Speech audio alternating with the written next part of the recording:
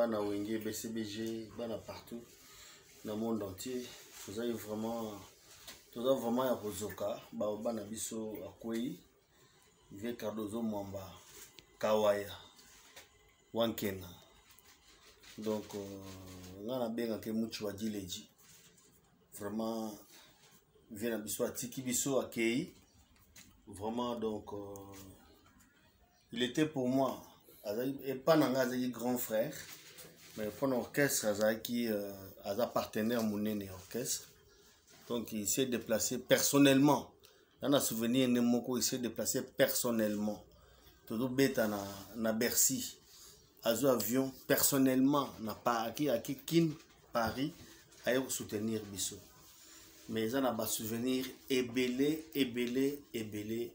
autour na pour la vie ébélé pena olobezate donc todo kinesko ko lelaye pour patron ngai papa chéri azaki quitté alors il n'a pas rié pas se déplacer uniquement aussi pour nakaka matanga oyo todo kende ko rendre dernier hommage na ye donc ya wana bomona ki bisoté na ba matanga tout ça la patron ya po azaki télé rebembe yaki ya wana lokwa ye tozo kende tout à l'heure là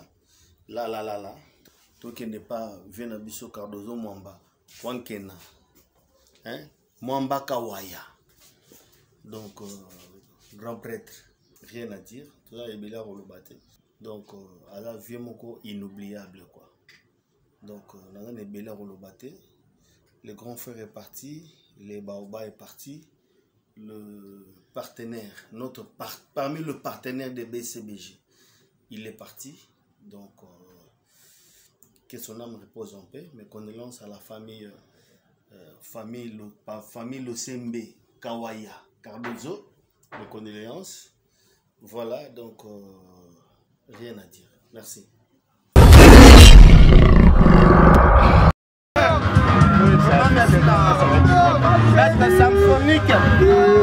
Samsonique, il y a papa chéri, c'est bien famille. PDG Cardozo Mwamba Wankena, Bakebele Bolobakena, papa chéri, a activité qui a 4 activités na union sur la poto, ailleurs pour la PDG Cardozo Mwamba Wankena, c'est Bill Gates, papa chéri n'a dit que on peut s'habiller un mot, ce monde est pour la frère na yo, on peut ça voilà, quand tu as activité à Bercy, papa chéri n'a dit que on peut s'habiller un mot. Dans un moment triste, on a moyen de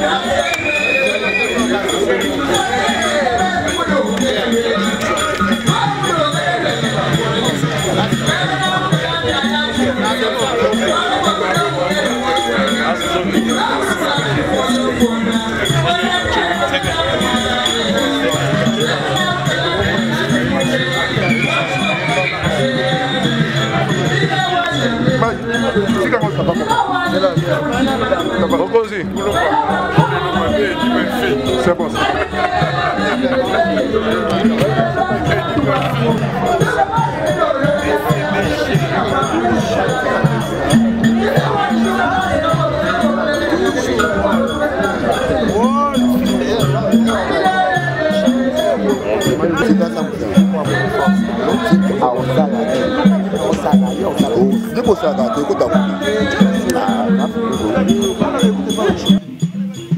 Ouais, bonsoir.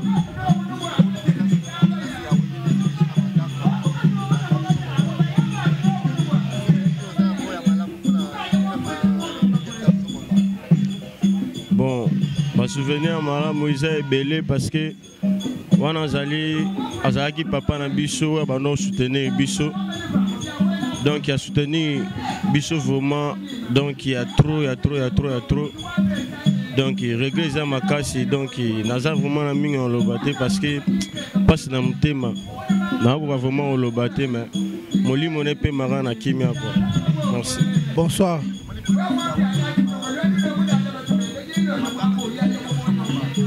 Ouais. Boyebi ke ye aza papa na biso.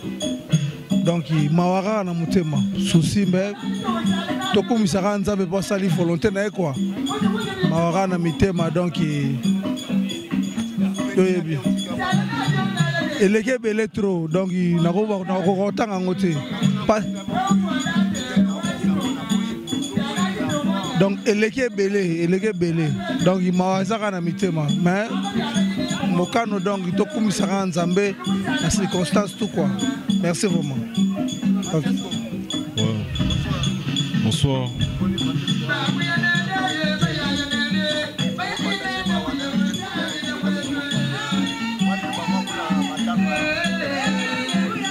Ouais, Yarolo ça d'abord merci la parole. Et puis c'est toujours grâce à Dieu, Nzamba Pesara et puis à Longolara.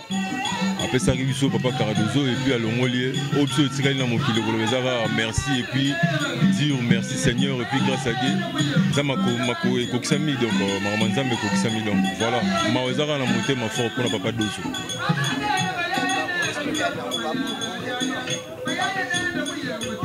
Papa Dozo a monté ma Boboto donc on a habité ce qu'il faut pour le Boboto pluriel. Donc il y a bon Azalati. Il y a bon Azalati, tu es sous Baroba, il y a bon Wapi.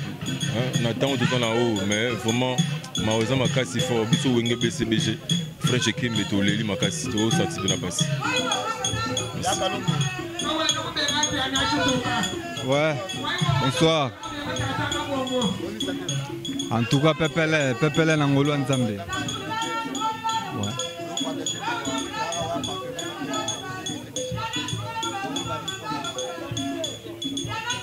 En tout cas, pour Naliwa, il y a grand prêtre Wankena, l'homme aux yeux bleus.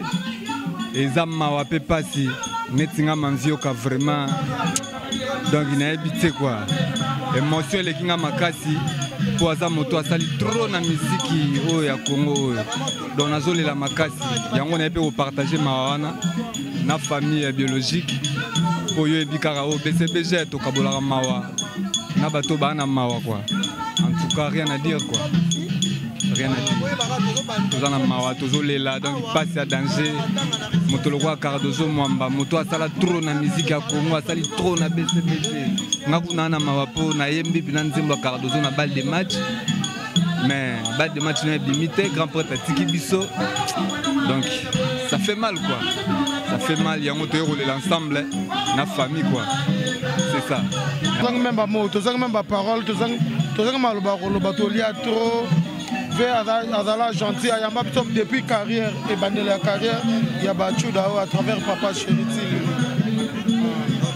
Je sais pas un mot pour l'Iwa, il y a Cardozo, un dernier mot par rapport à Yamou et Souba. Zamba bat la grande prêtre, Zamba bat la Cardozo pour les Bill Gates. Zamba bat la grande prêtre, les Bill Gates, Zamba fait ça, place moi il y a Kimia vraiment, via Vanana Kimia, donc nous tous nous sommes les passagers. Oui, oui. Nous tous nous sommes les passagers.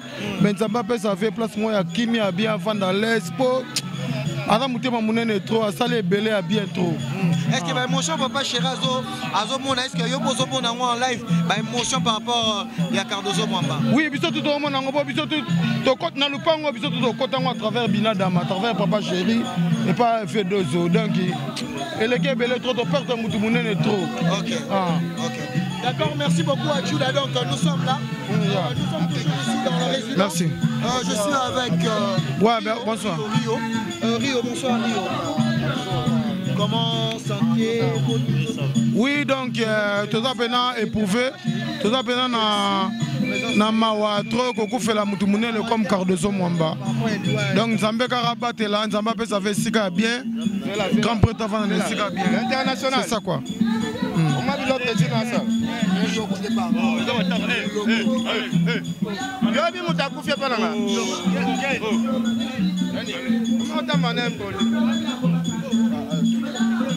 Alain donc Nzamba fait sa grand prêtre de place à bien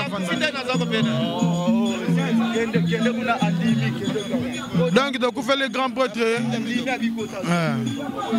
Donc fait les Cardozo Mwamba, les Bill Gates. Donc Nzamba fait c'est sika bien Kimia via Vanda na Kimia. Bonsoir, bonsoir. Pardon? Ouais, santé normale.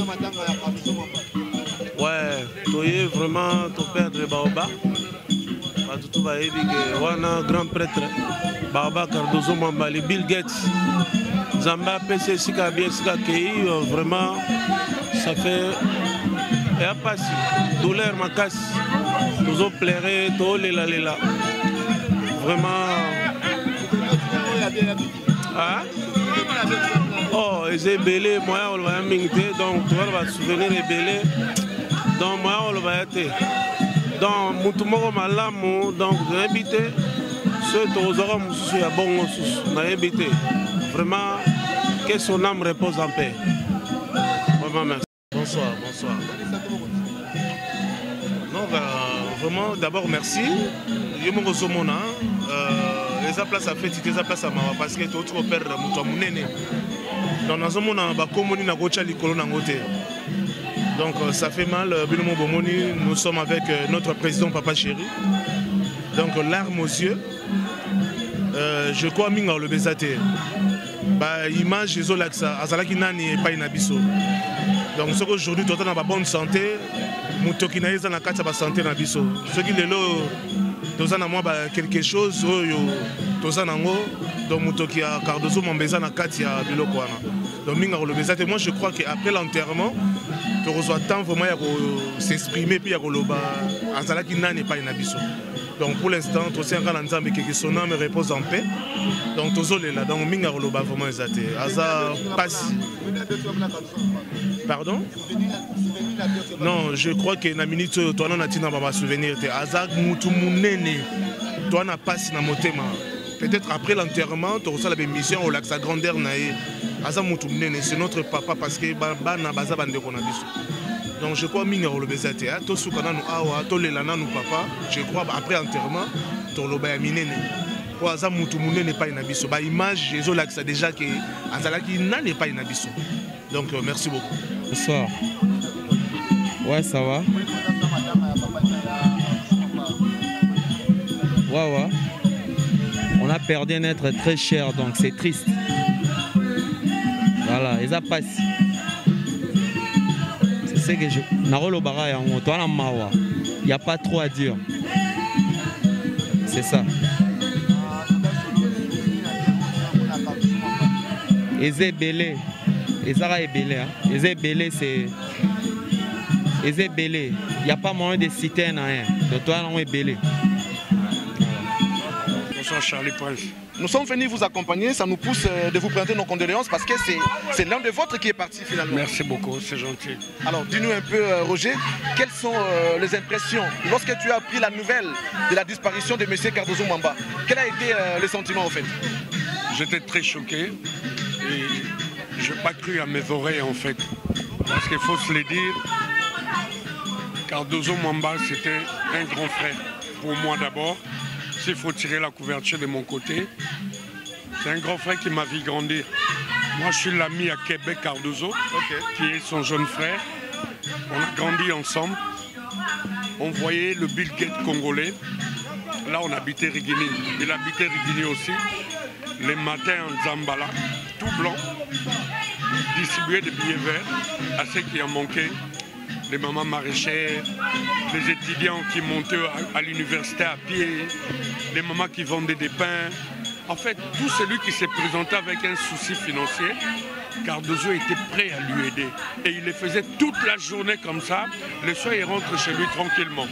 Et il a fait ça des années, des années, des années. Donc, franchement, quand j'ai appris la nouvelle, je me suis mis à la place des Papa Chéri.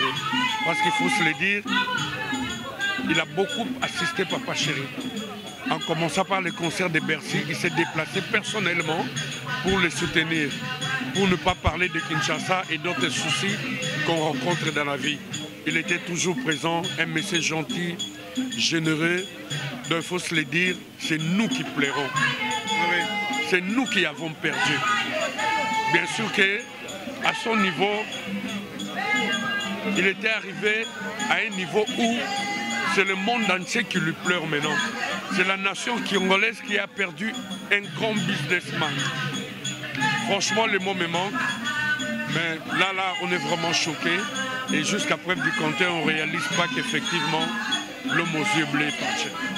Finalement, on commence à comprendre que les discours des gens vis-à-vis de JB Mplena ne sont pas pareils, ne représentent pas ce qu'il est exactement. Les gens disent que JB il est un peu réticent, il est un peu, comment dirais-je, il n'est pas là lorsqu'on a besoin de lui, mais ce n'est pas le cas. On voit JB sur place ici pour pleurer, celui qui a été comme un frère pour lui, et par là. Qu'est-ce que nous pouvons dire à ces gens-là? Il est dit toujours tout haut, sans peur d'être contredit. Il est gentil avec ceux qui sont gentils avec lui. Méchant envers ceux qui sont méchants avec lui. Finalement, on va également dire que l'ingratitude n'est pas artiste et congolais. Non, non, ça dépend de l'éducation. Oui, oui. Ça dépend de la façon dont on a grandi. Ouais. Ça dépend de la façon où on voit les choses. Papa Chéri, il a toujours été naturel, très reconnaissant. Il faut se le dire, il sort d'une famille aisée. Il a reçu une bonne éducation. C'est tout à fait normal qu'il se retrouve là où il est maintenant. Et je te signale qu'il a pris son vol spécialement pour venir assister aux funérailles du boss. Et juste après l'enterrement, il repart encore pour la France, quoi.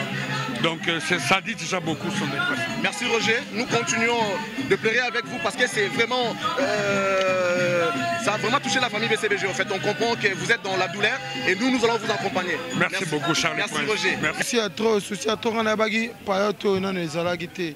La première fois na kota na lupanga PDG Cardozo Mwamba, a ezalaki pelouse ayamba biso awa.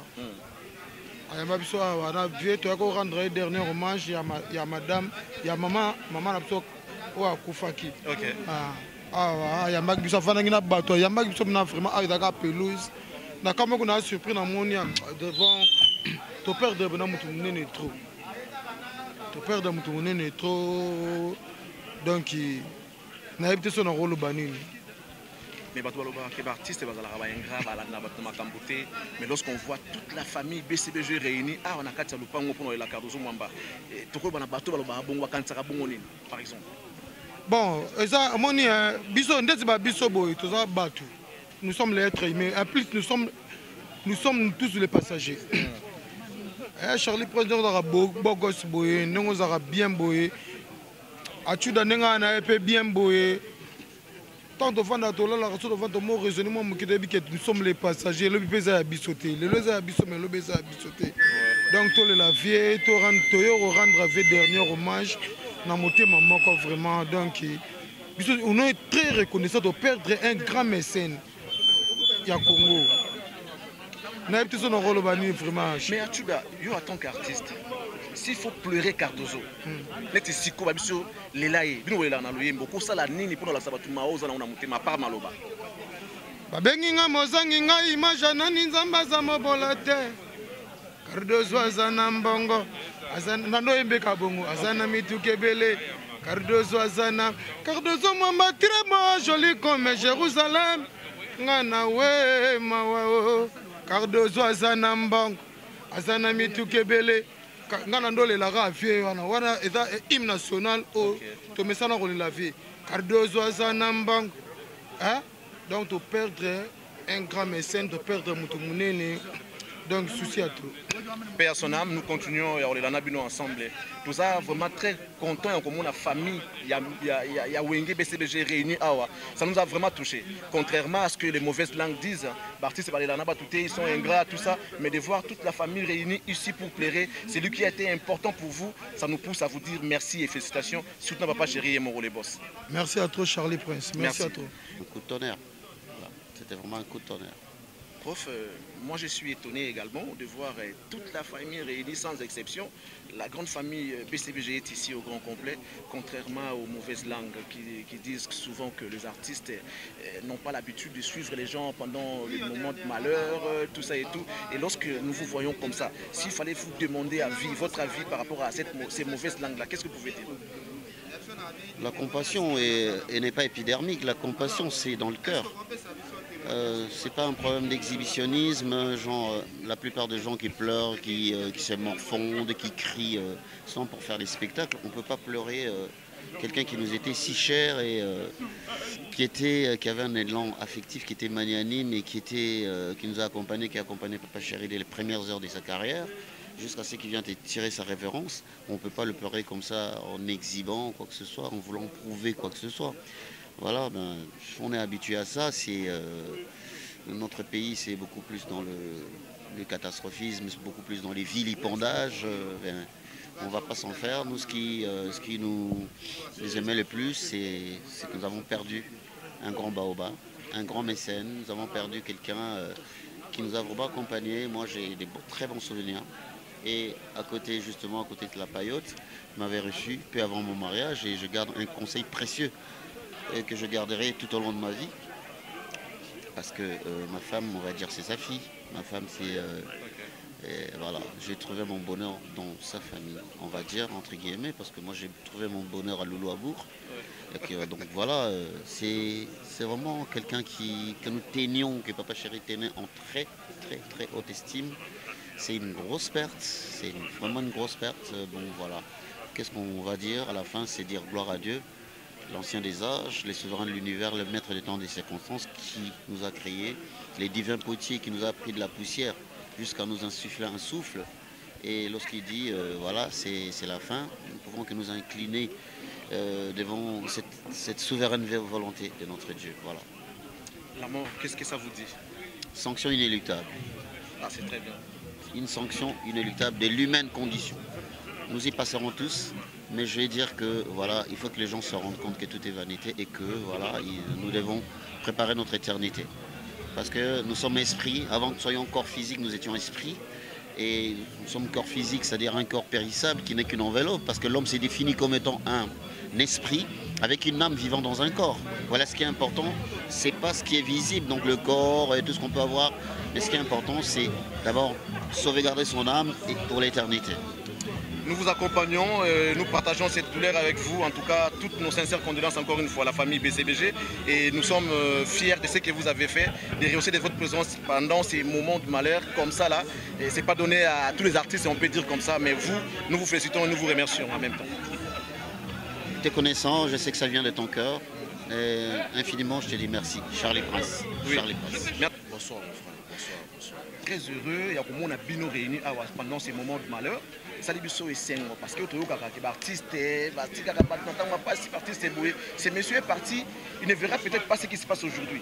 Mais le fait que mon abino réunis pendant que Salibiso personnellement c'est mon fierté. Alors, est-ce que vous qui est personnellement Cardozo Mwamba?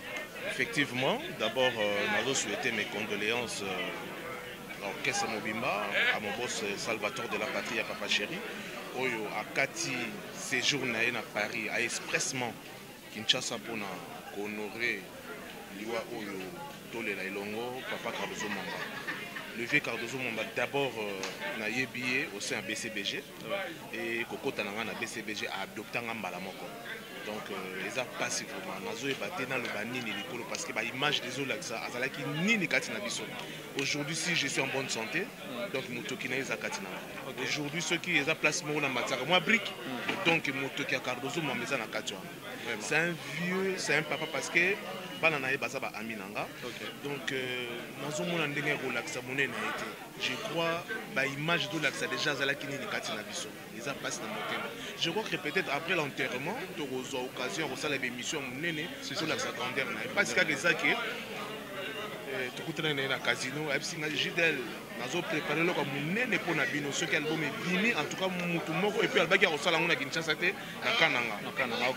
Donc, on a invité sur Kananga, on a reçu la biso spectacle à Mounene. Et voilà, c'est peut-être spectacle à Mounene. Je sais que son âme repose en paix. Vraiment, Aza, Moutounene, Mesen Mounen Nakati, il y a Congo Nabiso. Il y a BCBGT, vraiment, Sunga qui paye, artiste ébélé, Boyebi, commerçant ébélé. Donc voilà ce que je peux dire. Donc Papa Cardozo Mwamba, Aza Mounen Nakati Nabiso. L'homme propose, Dieu dispose, on peut dire ça. L'homme propose, Dieu dispose. Voilà. En tout cas, nous vous accompagnons dans Malheur parce que tu es touché ma famille BCBG Makassi. Nous sommes de cœur avec vous, nos sincères condoléances. Merci beaucoup. Messieurs, dames, nous pour Fikari, bonsoir. Bonsoir, bonsoir. Tous les gens qui sont venus à Matanga. Parce que tu es qui n'est pas le artiste et parce que nous avons passé. Mais comme on a dit Sanga, il y a BCBG Vandi Apno et la Cardozo Mwamba, et Sengo Makassi, et puis nous sommes fiers de vous. Nous vous présentons nos condoléances, mais la question est celle de savoir est-ce que vous avez qui Cardozo Mwamba particulièrement, et si oui, quel est le témoignage que vous gardez de lui?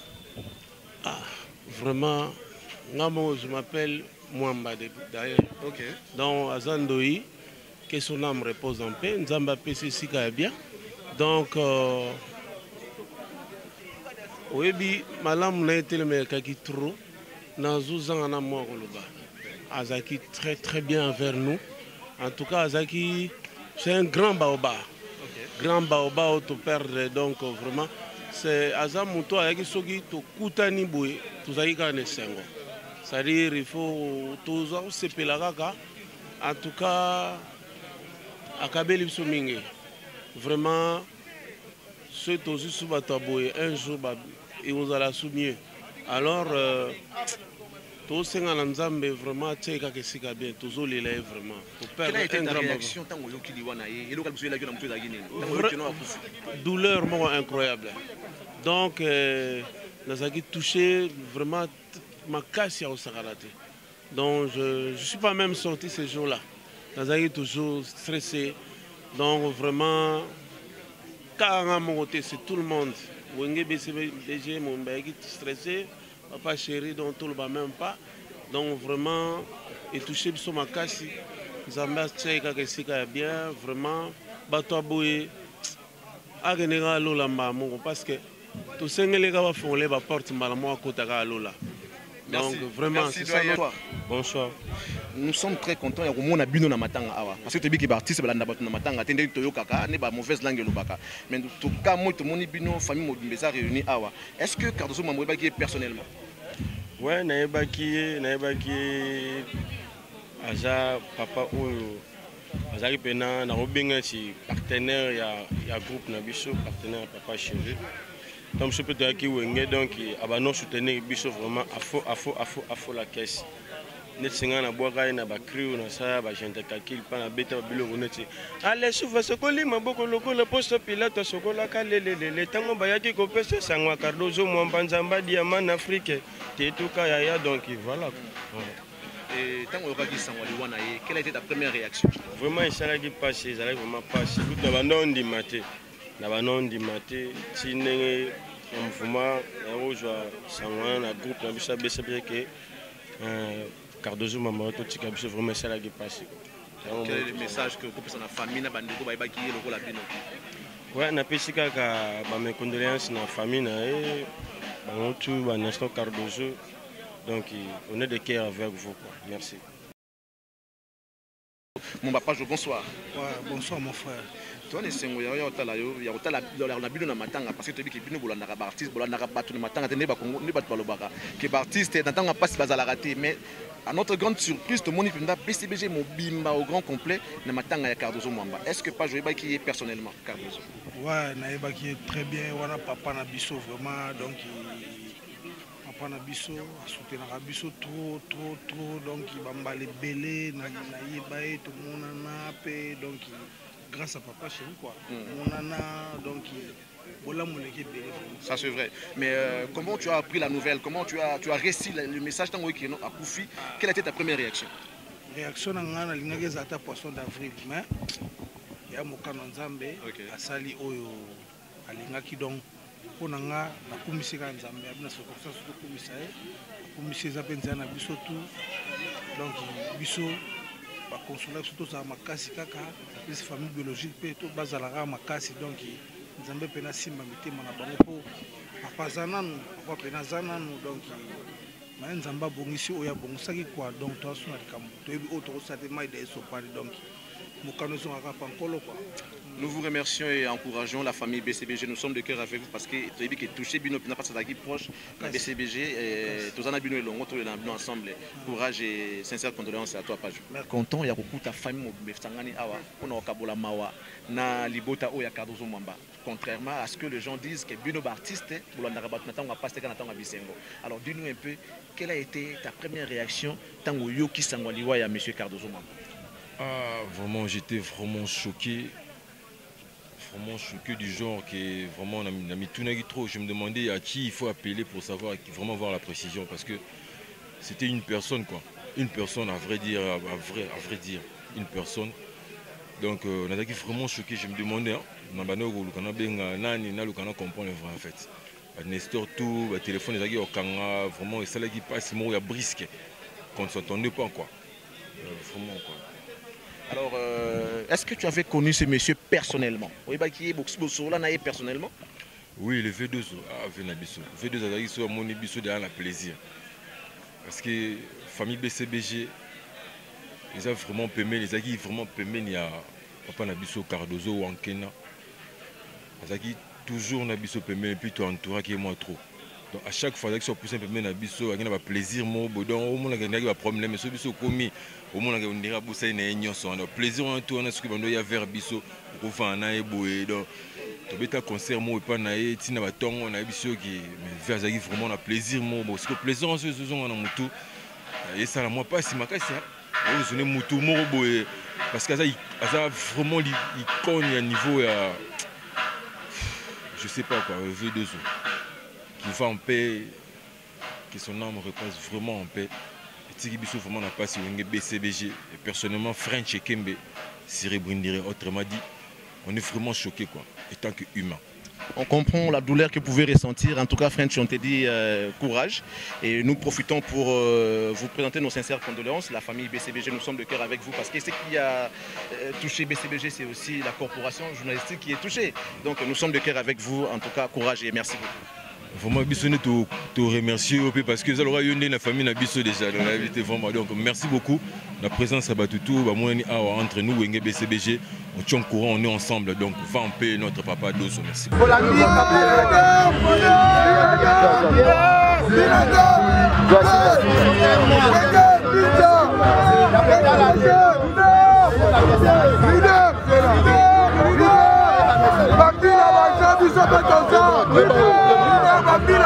Soba